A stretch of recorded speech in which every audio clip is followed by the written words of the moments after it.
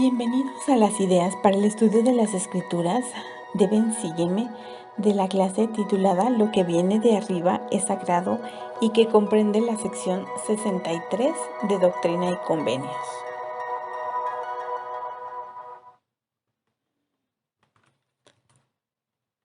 El Señor dijo en Doctrina y Convenios 63-64, mediante la oración recibiréis el Espíritu. Considere pedir en oración que el Espíritu dirija su estudio. El lugar para la ciudad de Sión había sido elegido. Los líderes de la iglesia habían visitado la zona y habían dedicado como un lugar de recogimiento para los santos. De acuerdo con la historia de José Smith, la tierra de Sión era el objeto temporal más importante de momento ante ellos. Sin embargo, había una diversidad de puntos de vista en Sión. Muchos de los santos estaban deseosos de empezar a congregarse en Missouri. Por otro lado, personas como Ezra Booth estaban desilusionadas con la tierra de Sión e hicieron público su punto de vista. De hecho, cuando José regresó a Kirtland de Missouri, se dio cuenta de que la disensión y la apostasía se habían infiltrado en la iglesia mientras él estuvo fuera. Fue en ese entorno que se recibió la doctrina que se encuentra en Doctrina y Convenios 63. En ella, el Señor abordó la compra de tierras y el traslado de los santos a Missouri. Pero entre asuntos tan prácticos también hubo un recordatorio oportuno. Yo, el Señor, emito mi voz y será obedecida. Su voz, su voluntad, su mandato, todo lo cual viene de arriba, no se debe tratar con cinismo ni despreocupación. Es sagrado y debe expresarse con cuidado. Ideas para el estudio personal de las Escrituras. Tema: la ira del Señor está encendida en contra de los inicuos y los rebeldes. Cuando esta revelación se recibió, José Smith afrontaba críticas severas por parte de varios miembros de la iglesia que se habían puesto en su contra. Como referencia puede ver el capítulo Ezra Booth e Isaac Morley de Revelaciones en Contexto. ¿Qué advertencia dio el Señor en Doctrina y Convenios 63 del 1 al 6 que dice: Escuchad, oh pueblo, abrid vuestro corazón y dad oído desde lejos. Escuchad vosotros los que os llamáis el pueblo del Señor. Oíd su palabra y su voluntad concerniente a vosotros. Sí, en verdad os digo, escuchad la voz de aquel cuya ira está encendida en contra de los inicuos y los rebeldes, que tienen a bien tomarlo a los que quiere y preservar en vida a los que quiere preservar, que edifica de acuerdo con su propia voluntad y placer y que destruye cuando le place, y tiene poder para echar el alma al infierno. He aquí, yo el Señor, emito mi voz y será obedecida. Por tanto, de cierto os digo, cuídese el inicuo y el rebelde, tema y tiemble, y selle sus labios el incrédulo, porque el día de mi ira le sobrevendrá como torbellino, y toda carne sabrá que yo soy Dios. Yo, el Señor, estoy enojado con los inicuos, y les niego mi espíritu a los habitantes de la tierra. He jurado en mi ira y he decretado guerra sobre la faz de la tierra, y los inicuos matarán a los inicuos, y el temor se apoderará de todo hombre. Y también los santos apenas escaparán. Sin embargo, yo el Señor estoy con ellos y descenderé en el cielo de la presencia de mi Padre, y a los malvados los consumiré con un fuego inextinguible. Y aquí esto no es aún, sino ya pronto. Por tanto, viendo que yo, el Señor, he decretado todas estas cosas sobre la faz de la tierra, quiero que mis santos se congreguen en la tierra de Sión, y que todo hombre tome la rectitud en sus manos y la fidelidad sobre sus lomos, y levante la voz de amonestación a los habitantes de la tierra, y declare, tanto por palabra como por fuga, que la desolación sobrevendrá a los inicuos. ¿Qué advertencias da el Señor en estos versículos a los inicuos y los rebeldes?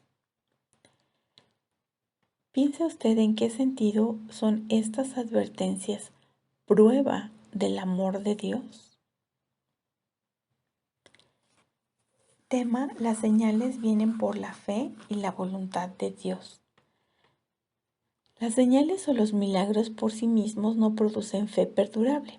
A principios de 1831, Ezra Booth, un ministro metodista de Kirtland, decidió ser bautizado después de que vio a José Smith sanar milagrosamente el brazo de Elsa Johnson, que era amiga de Booth. Sin embargo, solo unos meses después, Booth perdió su fe y comenzó a criticar al profeta. ¿Cómo podía ser considerado el milagro del que había sido testigo? Medite esto mientras lee los versículos del 7 al 12 que dice: Y aquel que buscare señales verá señales, mas no para salvación. En verdad os digo que hay entre vosotros quienes buscan señales, y los ha habido aún desde el principio. Pero he aquí, la fe no viene por las señales, mas las señales siguen a los que creen. Sí, las señales vienen por la fe, no por la voluntad de los hombres, ni como les plazca, sino por la voluntad de Dios. Sí, las señales vienen por la fe para producir obras poderosas, porque sin fe ningún hombre agrada a Dios, y con el que Dios está enojado no está bien complacido. Por tanto, a estos no muestra señales, sino en su ira para su condenación. Por tanto, yo el Señor no estoy complacido con los que de entre vosotros han buscado señales y prodigios para lograr la fe, y no en bien de los hombres para mi gloria. También podría considerar por qué algunas de las personas reciben señales en bien de los hombres para la gloria de Dios, como dice en el versículo 12, mientras que otras reciben para condenación. Según lo que ha leído, ¿qué considera que el Señor desea que usted piense y sienta en cuanto a las señales? También puede referirse a las escrituras de Mateo 16, del 1 al 4, que dice: Y se acercaron los fariseos y los saduceos para tentarle, y le pidieron que les mostrase una señal del cielo. Mas él respondiendo les dijo: Cuando cae la tarde, decís: hará buen tiempo, porque el cielo tiene arreboles. Y por la mañana, hoy habrá tempestad, porque tiene arreboles el cielo y está nublado. Hipócritas, que sabéis discernir el aspecto del cielo, pero las señales de los tiempos no podéis discernir. La generación mala y adúltera busca señal, pero señal no le será dada sino la señal del profeta Jonás. Y dejándolos se fue. En Juan 12:37 dice: Pero a pesar de haber hecho tantos milagros delante de ellos, no creían en él. En Mormón 9, del 10 al 21 dice: Ahora bien, si os habéis imaginado a un Dios que varía y en quien hay sombra de cambio, entonces os habéis imaginado a un Dios que no es un Dios de milagros. Mas he aquí, yo os mostraré a un Dios de milagros. Sí, el Dios de Abraham y el Dios de Isaac y el Dios de Jacob. Y es ese mismo Dios que creó los cielos y la tierra y todas las cosas que hay en ellos. He aquí, Él creó a Adán, y por Adán vino la caída del hombre, y por causa de la caída del hombre vino Jesucristo. Sí, el Padre y el Hijo. Y a causa de Jesucristo vino la redención del hombre. Y a causa de la redención del hombre que vino por Jesucristo, son llevados de vuelta a la presencia del Señor. Sí, en esto son redimidos todos los hombres, porque la muerte de Cristo hace efectiva la resurrección, la cual lleva a cabo una redención de un sueño eterno, del cual todos los hombres despertarán por el poder de Dios cuando suene la trompeta, y saldrán, pequeños así como grandes, y todos comparecerán ante su tribunal, redimidos y libres de esta ligadura eterna de la muerte, la cual es la muerte temporal. Y entonces viene el juicio del santo sobre ellos. Y entonces viene el momento en el que es impuro continuará siendo impuro, y el que es justo continuará siendo justo. El que es feliz permanecerá feliz, y el que es infeliz será infeliz todavía. Y ahora bien, a todos vosotros que os habéis imaginado a un Dios que no puede hacer milagros, quisiera preguntaros, ¿han pasado ya todas estas cosas de que he hablado? ¿Ha llegado ya el fin? He aquí os digo que no, y Dios no ha cesado de ser un Dios de milagros. He aquí no son maravillosos a nuestros ojos las cosas que Dios ha hecho. Sí, ¿y quién puede comprender las maravillosas obras de Dios? ¿Quién dirá que no fue un milagro que por su palabra existan los cielos y la tierra? Que por el poder de su palabra el hombre haya sido creado del polvo de la tierra y que por el poder de su palabra se hayan verificado milagros? ¿Y quién dirá que Jesucristo no obró muchos grandes milagros? Y hubo muchos grandes milagros que se efectuaron por la mano de los apóstoles. Y si entonces se hicieron milagros, ¿por qué ha dejado Dios de ser un Dios de milagros y sigue siendo todavía un ser inmutable? He aquí, os digo que Él no cambia. Si así fuese, dejaría de ser Dios. Y Él no cesa de ser Dios y es un Dios de milagros. Y el motivo por el cual cesa de obrar milagros entre los hijos de los hombres es porque ellos degeneran en la incredulidad y se apartan de la vía correcta y desconocen al Dios en quien deberían poner su confianza.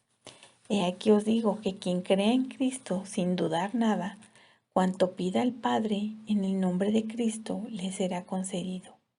Y esta promesa es para todos, aún hasta los extremos de la tierra. Y en Éter 12 y versículo 18 dice, porque si no hay fe entre los hijos de los hombres, Dios no puede hacer ningún milagro entre ellos. Por tanto, no se mostró sino hasta después de su fe. Y en ningún tiempo persona alguna ha obrado milagros, sino hasta después de su fe.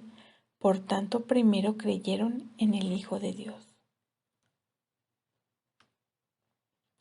Tema: la castidad significa mantener puros mis pensamientos y mis actos. La mayoría de las personas reconocen que el adulterio está mal, pero en Doctrinas y Convenios del 63, versículos del 13 al 19, el Salvador puso en claro que los pensamientos lujuriosos también tienen consecuencias espirituales graves. ¿Por qué es la lujuria un pecado capital?, preguntó el elder Jeffrey R. Holland. Y bien, además del impacto espiritual destructor total que ejerce sobre nuestras almas, pienso que es un pecado porque profana la más elevada y la más santa relación que Dios nos da en la vida mortal. El amor que un hombre y una mujer se tienen el uno por el otro y el deseo que esa pareja tiene de traer hijos a la familia que se pretende sea eterna. Puede también referirse al discurso "No hay lugar para el enemigo de mi alma" de abril del 2010, del elder Jeffrey R. Holland. ¿Qué consecuencias menciona el Señor en Doctrina y Convenio 63, del 13 al 19, que tendrán quienes no se arrepientan de sus pensamientos y actos que no son castos? En Doctrina y Convenio 63, del 13 al 19 dice: Sin embargo, doy mandamientos, y muchos se han apartado de mis mandamientos, y no los han guardado. Hubo entre vosotros adúlteros y adúlteras, algunos de los cuales se han apartado de vosotros, y todavía permanecen otros que más adelante serán descubiertos. Cuídense los tales y arrepiéntanse cuanto antes, no sea que el juicio venga sobre ellos como un ardid y se manifieste su insensatez y sus obras los sigan ante los ojos del pueblo. Y de cierto os digo, como ya he dicho, el que mira a una mujer para codiciarla, o si alguien comete adulterio en su corazón, no tendrá el espíritu, sino que negará la fe y temerá, por lo que yo, el Señor, he dicho que los temerosos, los incrédulos y todos los mentirosos y quien quiera que ame y obre mentira, y el fornicario y el hechicero tendrán su parte en ese lago que arde con fuego y azufre, que es la segunda muerte. De cierto os digo que estos no tendrán parte en la primera resurrección. Y ahora bien, he aquí yo el Señor os digo que no sois justificados, porque estas cosas existen entre vosotros. Observe las bendiciones que el Señor promete en los versículos 20 y 23, que dice: sin embargo, el que persevere con fe y haga mi voluntad, vencerá, y recibirá una herencia sobre la tierra cuando venga el día de la transfiguración. Mas a quien guarde mis mandamientos concederé los misterios de mi reino, y serán en él un manantial de aguas vivas que brota para vida sempiterna. ¿Qué bendiciones ha recibido usted al obedecer la ley de castidad? ¿De qué manera le ayuda el Salvador a permanecer o a llegar a ser puro? También puede referirse al versículo 45 de la sección 121 que dice: deja también que tus entrañas se llenen de caridad para con todos los hombres y para con los de la familia de la fe. Deja que la virtud engalane tus pensamientos incesantemente. Entonces tu confianza se fortalecerá en la presencia de Dios y la doctrina del sacerdocio destilará sobre tu alma como rocío del cielo. O referirse al discurso dignas de las promesas prometidas de la hermana Linda S. Reeves de la conferencia de octubre del 2015. Tema: el Señor dirige los asuntos espirituales y temporales de sus santos.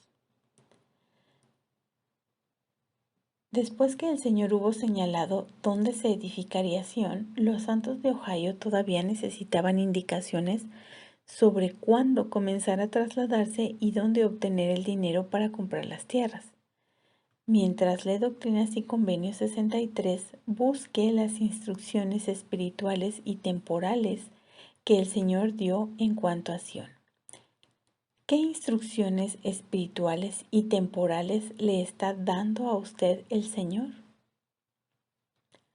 Ideas para el estudio familiar de las Escrituras y la noche de hogar. Doctrina y Convenios 63 del 7 al 12. El relato de cuando Elsa Wood dejó la iglesia a pesar de haber sido testigo de que Elsa Johnson fue sanada,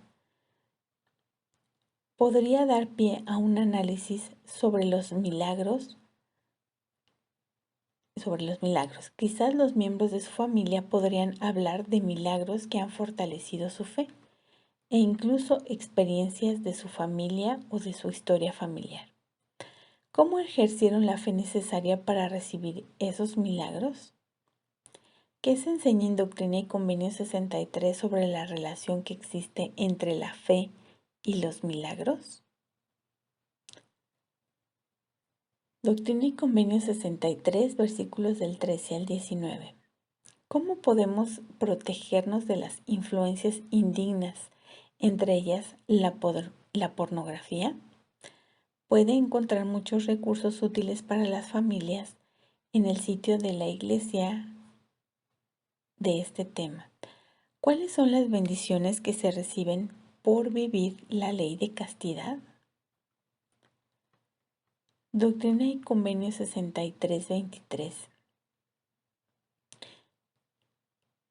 ¿Cómo puede ayudar a su familia a entender la forma en que los misterios del reino o las verdades del Evangelio son como un manantial de aguas vivas? Por ejemplo, podrían ir a donde haya un manantial o un río cercano o mostrar un video o imagen de uno. ¿En qué sentido son las verdades del Evangelio? ¿Como agua? Doctrina y Convenios 63-58. ¿Qué advertencias encontramos en la sección 63? En Doctrina y Convenios 63-58 dice: porque este es un día de amonestación y no de muchas palabras, porque yo el Señor no seré burlado en los últimos días. ¿Cuáles son algunas de las advertencias que escuchamos de los líderes de la Iglesia en la actualidad? Doctrina y Convenio 63 del 58 al 64. Muestre a su familia un tesoro familiar preciado. ¿En qué forma tratamos este objeto de manera diferente a otras cosas que no son tan valiosas? ¿Qué enseña en ¿Qué se enseña en Doctrinas y Convenios 63 sobre lo que podemos hacer para reverenciar lo que es sagrado? ¿Cómo mejorar el estudio personal? Ponga en práctica lo que aprenda. Al sentir el gozo que se produce al entender el Evangelio, querrá poner en práctica lo que aprenda. Esfuércese por vivir en armonía con la comprensión que ha recibido, ya que al hacerlo se fortalecerá su fe, su conocimiento y su testimonio. Gracias por escucharnos.